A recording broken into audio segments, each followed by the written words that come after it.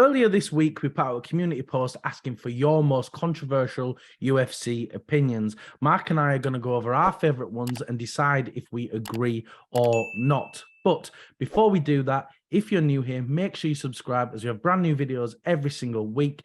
And if you want to be in our next video, make sure you comment down below your most controversial UFC opinions. So, Mark, what's the first one that you've got for me? So the first one that I picked out, one of my favorites, was from Livershot Triple G. He says, Masvidal was nothing more than a journeyman B-level fighter. Now, yeah, I'm already sucking in through the teeth. I'm wincing at that because I know that a lot of people will hate that comment. But Dwain, first thing, would you agree with that? Yes. Yes or no? I would. Yes or no? Yes, I would. I think he is. Unfortunately, yes, I do agree. It's well, you've got to look back at the whole picture, though, don't you? I mean, going back to even 2018, he got a win over Donald Cerrone, and then there was Stephen Wonderboy Thompson and Damian Maia that got the win over him later that year. And then comes 2019, the absolute perfect year for Gamebred. He beat Darren Till in London, then he beat Ben Askren in 5 seconds, got the fastest ever knockout. Then he beat Nate Diaz to a bloody pulp, leading to a doctor stoppage. That was his last win inside the octagon. I mean, the year couldn't have gone better for Masvidal, but do you think that this almost, it projected a B-level journeyman fighter? I'm using air quotes because it's not my quote. I'm just saying, you think that was just a perfect year for him to propel him to stardom in order for the world to be watching his fights after that? Yeah, 100%. I think, unfortunately, Masvidal is just not skilled enough, is he? He's not a great fighter, but that's okay. Not everyone needs to be a great fighter. You need these sort of journeymen within the UFC. And he had that amazing year, which projected him into stardom, got him a nice big bag of cash, got him 2 shots at a title, and of course, the most prestigious title in all of combat sports, the BMF belt, you know. So again, he is that B-rank fighter, but he's also now somewhat a great fighter just by name alone. You know, that KO over Ben Askren, that knee got saw by the entire world and projected him to stardom. And, you know, no one can ever take that away from him, I don't think. No, that's true. I mean, look, with Masvidal, I mean, do you remember after was it his first loss to Usman, where afterwards he signed a contract and he was like the 3rd highest paid in the company or something like that? It was just through that year alone, because we said at the time, didn't we? We was like, why? Like, as in, it'd be just for name value, won't it? It's not for actually the fights it produces, because especially when you get into the very, very top ranked guys in that division, at the time I'm talking, there was just so much more well-roundedness in his opponents as compared to what Masvidal can bring to the table. So I would think, but I suppose it's clear in the numbers as well. You know, Usman took him to decision. Granted, it was 6 days' notice, then got a full training camp, and he knocked Masvidal out. Then Colby Covington dragged him around for 5 rounds. Gilbert Burns very recently, you know, he got the decision win over him, which was pretty clear-cut, evident. But yeah, I like the hot take. I do like that it'll probably stir some people up. But Dwain, what's your next one? What's your favorite? I've picked Nostoranku 3093, and he said, bring back grounded knees and soccer kicks. Mark, do you agree with this one or not? No, to be honest. I think that would retort the UFC back in, you know, the early days of UFC where people say it's just savage beatings, that kind of thing. I think it wouldn't do the sport any favors in that sense, and I think we'd see a lot more people get hurt. What do you think? I 50% I agree with it. I think we should bring grounded strikes back, but maybe not soccer kicks. I think you need to kind of find a balance between it. You know, kind of like how they're doing one championship where you can knee a grounded opponent, because I feel like, especially we just saw it with Aljamain, that grounded strike rule allows people to just sit on all fours and just patiently wait, and they can do more and more takedown attempts over and over and over again.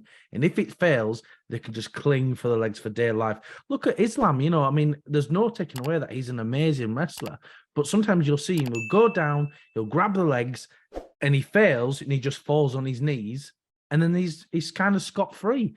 So, and I think it can sort of equalize that striker/grappler balance that we have right now. And I would like to see it implemented, but again, it really, really needs to be balanced just perfectly. Yeah, I see where you mean and where you're coming from with that, because like you said, just to give strikers more of a level playing field, I get that, but the main concern for me is like the sense of how many people will get hurt. It's opening the doors just for CTE, that kind of thing. You know, I don't think they'd ever bring it back because they want to move away from being known as this barbaric, just thuggish sport. You know, I think they've done a really good job over the years of that. You know, you watch it from its early days. Some of that was just disgusting, you know, but I think in this day and age, it is mixed martial arts, isn't it? Yeah, definitely. I think that's why you've got to be careful. You can't just be kicking people in the teeth like, you know, UFC 1 and that sumo wrestler's just teeth just falls out. I mean, that's disgusting. Nobody wants to see that. But I think it's less of a UFC decision and more of an MMA commission decision, because don't forget, one championship, they were really struggling to get an American card because of their striking rules, and they allow that to happen. So maybe the commissions can kind of find a way to balance it. I'd actually love to see grounded strikes if you're both grounded. So say, for example, someone's moving in for a submission or they've got you in a crucifix, you just knee them in the head. And I think that's a really good way to counterbalance it and kind of counterbalance the rule. But Mark, what's your next one for me? Okay, so my next one is from Stephen Taylor, and he says, having the same dudes fight each other over again and again makes the fight stale and boring. I don't think I've got to that stage where I'm sick of a trilogy or a quadrilogy in recent times with Brandon and Figgy. But when it warrants it, I think fair enough. You know, like if all paths are leading that way where they've beaten everyone else, this is the only one. I mean, it wasn't as if, you know, Brandon and Figgy were boring fights, that kind of thing, or Volkanovski and Max, they weren't dull at all. But when it just so happens that way, you're like, what other way out is there? You know, you wouldn't get Max all of a sudden deciding to fight the number 14 ranked guy, that kind of thing. What about you? Would you agree with that statement, Dwayne?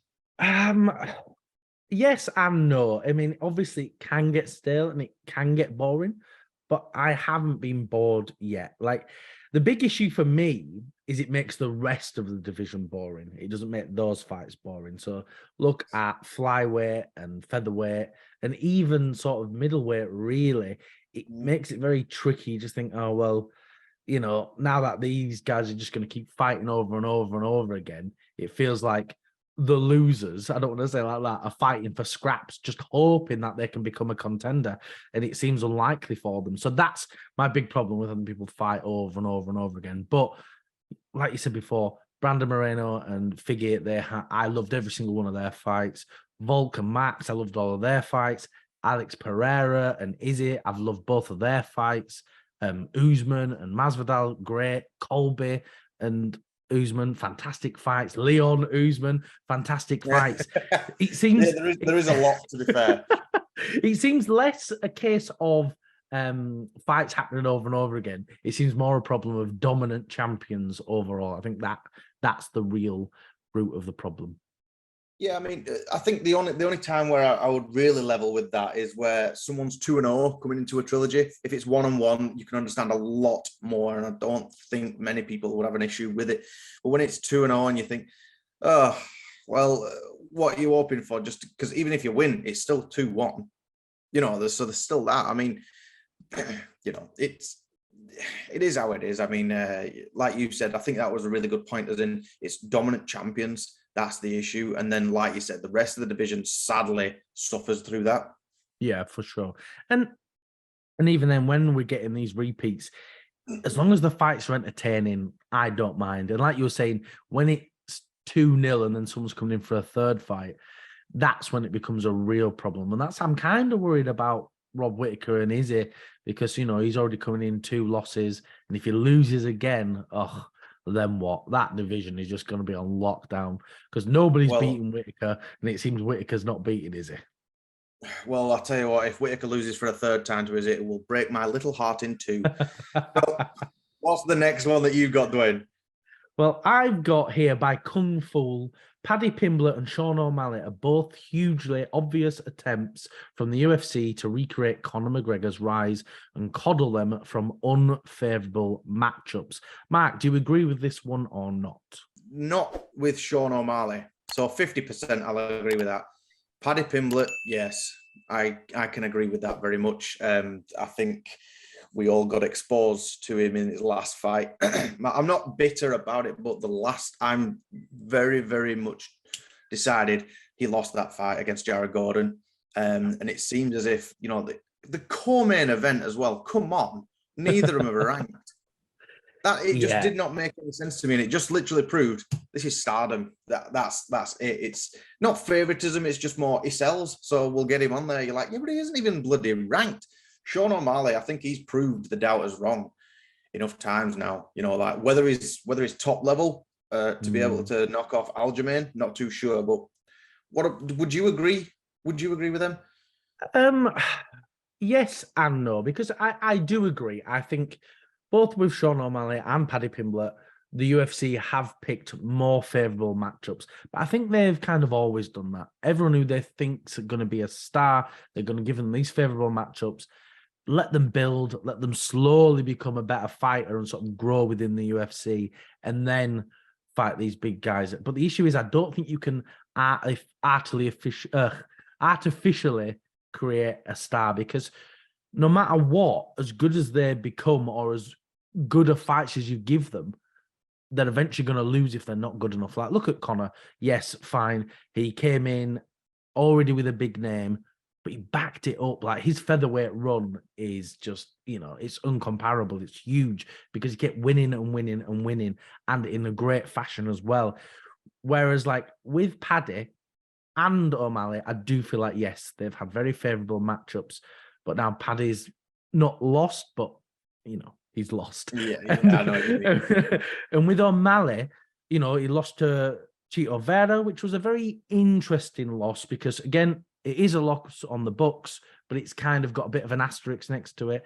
And then he beat Petr Yan. I think he proved he can be in that high level.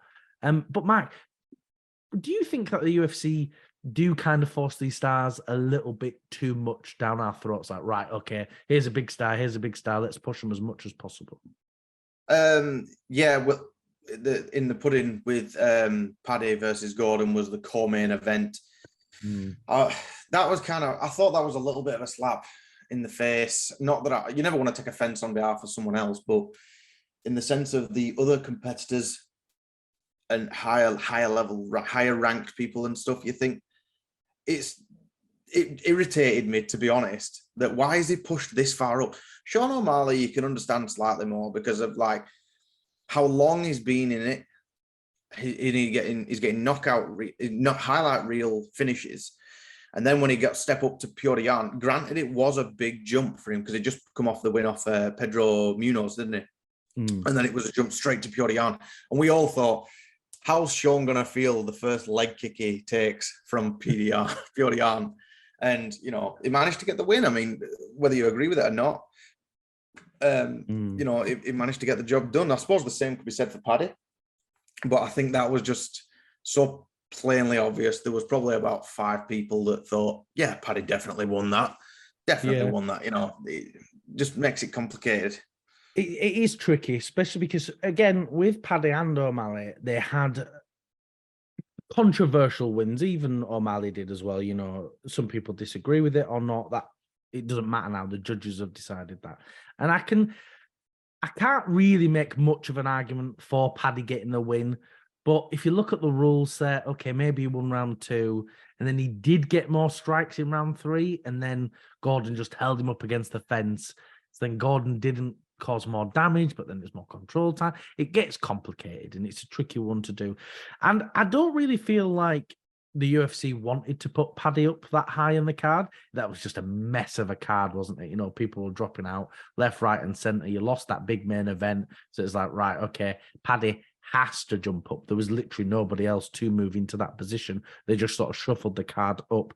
But I think I think they need to do this, though. I think we need big stars for the sport to keep moving forward because, if you look at people like Ronda Rousey and Conor McGregor, fine, perhaps they're a bit overrated, but they made the sport what it is today. And without them, I don't think we'd be anywhere near as big as the UFC is without those two guys. So we need more stars. Maybe it's going to be Hamzat or Mali, maybe Bo Nickel, and they're going to move up and be these megastars that the UFC need.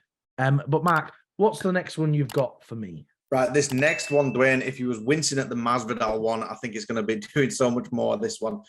This is from Scotty Spratling saying Tony Ferguson is overrated. Now, I know this is something near and dear to everyone's heart, but I'm inclined to agree a little bit. But before I get into why and my reasons, do you agree, Dwain? Or am I just the standalone bastard? Yes, I do agree. Unfortunately, it hurts me to say, because I do love Tony, but I think he is perhaps a little bit overrated with some fans, and they seem to talk about him as though he's the best lightweight ever. And that's just not the case, unfortunately. So, right. So I'll try and explain myself before I ask you for your preposterous explanation as well, Dwain. But like, say, you look back to 2015 and Tony, he's got wins over names like Edson Barboza, RDA, Kevin Lee, Anthony Pettis, Donald Cerrone. Now, that was his 11-fight win streak. Donald Cerrone was his last win inside the UFC. But I don't want to say who's he fought because that's just ridiculous. But do you not feel as if I'm very careful how I word this? It didn't get lucky, but in the sense of it didn't work out that he fought absolute monsters at the right time until he fought Justin Gaethje, which Khabib dropped out of, by the way. It was supposed to be Khabib and Ferguson, but then, Gaethje came in.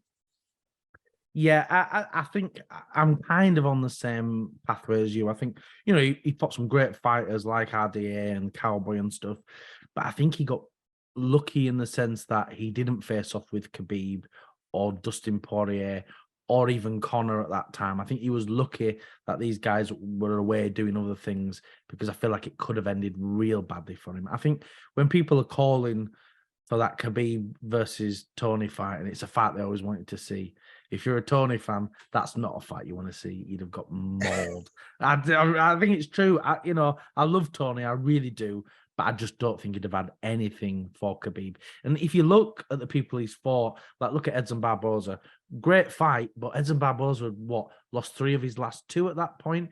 Anthony Pettis, his record was very, very all over the place. RDA, great fight and a great fighter, but again, RDA, he got knocked out by the Alvarez just before that. And, he's not quite the prize chicken he should be, I guess. And then that win over Cowboy, he was battering him, but then there was the whole issue with blowing his nose and his eye puffed up. So yeah. And Kevin Lee, I mean, who cares about Kevin Lee? Do you know what I mean? Kevin Lee couldn't even. You got a hatred for Kevin Lee. You despise the boy. Well, Kevin Lee couldn't even finish off an old Diego Sanchez, could he? He barely beat him in Eagle FC. So again, I feel as though Tony's a great fighter, but I don't think he's great enough. And I think that's why he's probably a little bit overrated. But you look back at in 2020 when Khabib did drop out of that fight and Justin Gaethje stepped in, it was Gaethje took something from him, and I don't just mean blood. It was a 5th round stoppage to the point where you felt sorry for Ferguson and you thought, this is Tony Ferguson, the one that we all love to see, the boogeyman, El Kakui, and Gaethje pieced him up over the course of the fight. Since then, there was the Charles Oliveira fight, which I remember almost puking at that armbar attempt. I can never watch armbars, Dwain, but that was absolutely disgusting. But Neil Dariush took him to decision and got the win as well. Obviously, we've got the Michael Chandler knockout, which didn't do anything for Tony's stock at all. Probably the most shocking knockout of the year, 100%, or at least one of. And then since then, obviously, we had the replacement fight with Nate Diaz, which I personally thought it was like watching, what's that film, Grudge Match? De Niro and Stallone or something, where they're just old guys fighting each other. It wasn't like a high skilled fight, but it was a fight I was interested in seeing, and I've been calling for a little while now. Yeah, well, and that's the thing. That's what I was saying earlier is perhaps Tony was quite lucky that he didn't come across these names before. Like, why didn't we get Nate Diaz versus Tony years ago? Why did we have to see two old blokes fighting in slow motion? It's a terrible fight that I wish hadn't have happened. And don't forget, he was supposed to fight Li Jingliang that fight, a young, strong, high-level striker who could have really caused Tony some damage. But I don't want to take too much away from Tony because, you know, he is a great fighter. He's entertaining and he's tough as nails. Do you know what I mean? He is a good fighter, but I just don't think he's that top-level fighter that people seem to think he is. And then my next one is by 424-7. There can be no such thing as the GOAT. Mark, what do you think? Do you think there can be such a thing as the greatest of all time? Yeah, to be honest, I agree 100% with this comment. We spoke about it before. The GOAT conversation, honestly, it's kind of dull because everyone can make a case for any fighter, and then you can dispute that with every single fighter as well. Even something like, oh, Khabib's the GOAT, and you say, well, he didn't defend his title enough. There's always a reason. What about you? Would you agree?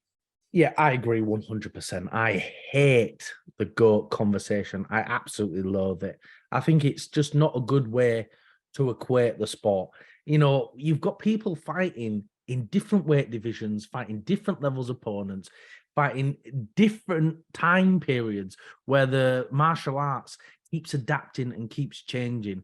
We already know who the greats are. We've got big gold belts that tell us if you've had the belt, you're one of the greatest fighters of all time. That's all we need. We don't need to say, right, you are the best for this fighter, because it's just not feasible. It doesn't make any sense. You know, people say, oh, John Jones is the best. Well, maybe he is, but then what about if he didn't take all those drugs? You know, GSP is the greatest of all time. Well, he did lose a handful of times. So surely someone undefeated should be the greatest of all time. Okay, they're undefeated, but then they didn't defend the title enough. Okay, what about a double champion? They didn't defend their two titles after that fact. So there's so much you can equate and so much you can take out that you can argue so much against it. And that's why I hate the GOAT conversation. I think that it seems to be less of an analysis of a fighter, and it just seems to be someone flexing who their favorite is. Yeah, to be honest, you know, like I'm waiting for the case of, you know, Ben Rothwell or something like that, you know, to be called the GOAT just because someone likes him in BKFC now. Yeah, it's you know, like you can see that, like you said, then there's things where I mean, as much as I wouldn't say it, you could say, oh, Connor's the GOAT because of what he's done for the company, and you're like, oh well, Ronda's the GOAT then. In that same breath, it just, to me, it's just so nonsensical to have this conversation. And as often as people have the conversation as well, you think, are you not bored yet? Are you not dull about claiming who's the best fighter ever, all this kind of stuff? Because you can even go further back, Chuck Liddell, you know, one of the Gracies, this kind of thing. It's non-stop, isn't it? You know, it's terrible. Although, to be fair, though, I haven't heard a case for CM Punk being the GOAT yet. So anything. Well, the reason you've not heard it is because everybody just knows it, Mark. We don't need to argue that point. That is CM true. Punk is the greatest of all time. I hate CM Punk, though. But anyway, but yeah, it's a real problem, and it's a boring conversation. If you know, we talk to a lot of people who are into UFC, and when they bring that conversation up, I just think you're a moron. I really do. I just hate it. I'm like, don't even start talking. Who's the greatest of all time? Nobody cares. And a couple of quick ones. This one's from AOK711. Tom Aspinall is the best heavyweight contender right now.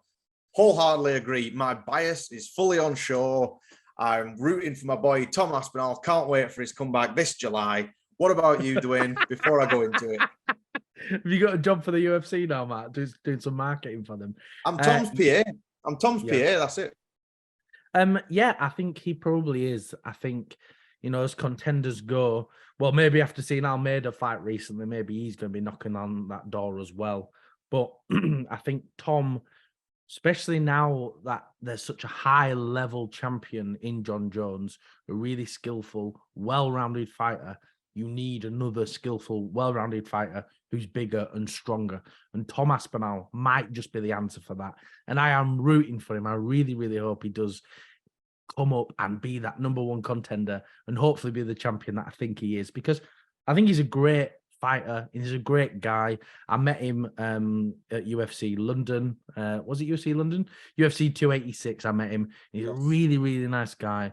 Lots of fun, and he is massive. It shocked me how big he was, because you see him on telly and they look big, but when you stood next to him, he's like a giant. So yeah, I agree with that one 100%. You got a little something there, Dwain. That's it. The but no, I this is the point where, like, we were making the case, talking about, like, say, Tony Ferguson earlier. During his fighting streak, I know, just take away the injury loss that Tom suffered against Curtis Blades, take that out of it. This is the hype train mode, isn't it? Where we're getting behind him just because we really enjoy him. We think he's so well-rounded, strong, got submissions, got stand-up, everything. This is that point. You never know, though, Dwain. In 3 years' time, we might be thinking, oh, yeah, Tom did have it. I mean, this is breaking my heart to say. Tom, it's so good to watch him, but then, we sadly know what happened to him, all this kind of stuff. But, I mean, I think this year and next year, I think we're going to be surprised by what Tom Aspinall can bring, even more so, because he's just been proving people wrong here, there, and everywhere. He's headlined a couple of fight cards now, and I think he's going to come back with a bang against Mason Tybura. What about you, Dwain? Have you got any last minute ones? Yeah, I've got one last one. I've got Dr. Dre 727. Playing a character is no excuse for threatening a journalist's life. I assume this is referring. I assume this is referring to Colby Covington threatening John Anik. Mark, do you agree with this statement or not?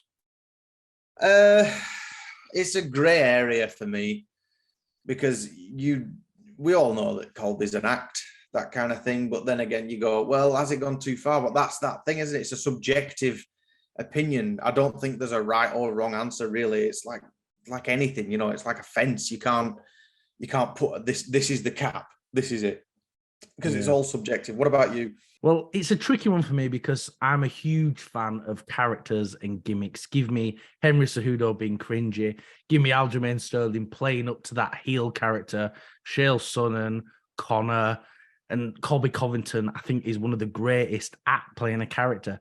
But I think the big issue is when you're playing a character like that, it has to be focused on someone you're fighting, who you're fighting, and is it building the promotion?